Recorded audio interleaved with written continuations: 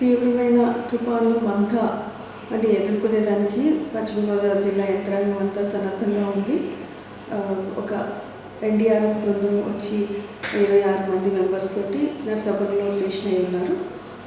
అలాగే జిల్లా స్థాయిలో, డివిజన్ స్థాయిలో మరియు మండల స్థాయిలో ప్రతి చోట కూడా కంట్రోల్ రూమ్స్ ఏర్పాటు చేస్తున్నాము.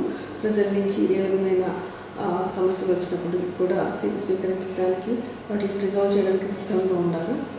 అదేవిధంగా ప్రతి గ్రామ స్థాయికి కూడా ఒక స్పెషల్ ఆఫీసర్ని వేయడం జరిగింది. అంటే ప్రతి గ్రామ స్థాయిలో అక్కడ ఏదైనా జరిగే అవాంఛనీయ సంఘటనలన్నింటినీ కూడా ఇమీడియట్గా డిస్ట్రిక్ట్ అడ్మినిస్ట్రేషన్ దృష్టికి వచ్చే విధంగా ఏర్పాట్లు చేసుకోవడం జరిగింది.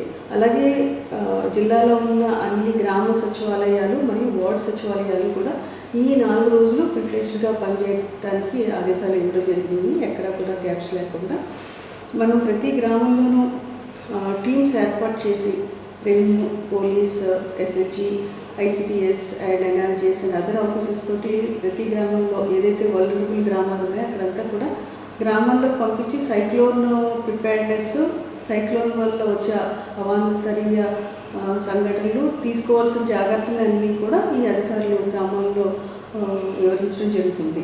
మనకి తీర ప్రాంతాన 8 గ్రామాలు ఉన్నాయి. ఈ గ్రామాలకి నర్సాపురంలో ఒక 10 సైక్లోన్ షెల్టర్స్, మొగల్తూరులో ఒక 6 సైక్లోన్ షెల్టర్స్ మనం ఏర్పాటు చేసుకోవడం జరుగుతుంది. ఆ సైక్లోన్ షెల్టర్స్లో అంత స్టాఫ్ అందరినీ ప్లేస్ చేసాము. Food, sanitation, drinking water, medical camps అన్నీ కూడా పెట్టి సన్నద్ధం చేయడం జరిగింది.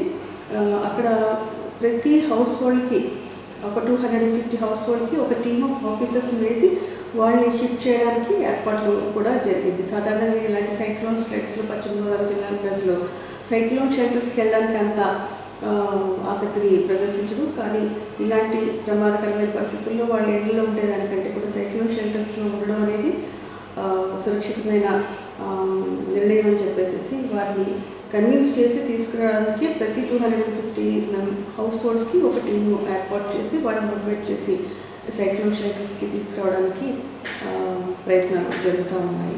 అలాగే అన్ని line departments, medical and health department, ఎవరైతే pregnant women, dialysis patients, other patients ఎవరైతే ఉన్న సివియర్ కండిషన్ ఉన్న పేషెంట్స్ అందరినీ కూడా ముందుగానే మనం వారిని సురక్షిత ప్రాంతాలకి షిఫ్ట్ చేయడం జరిగింది.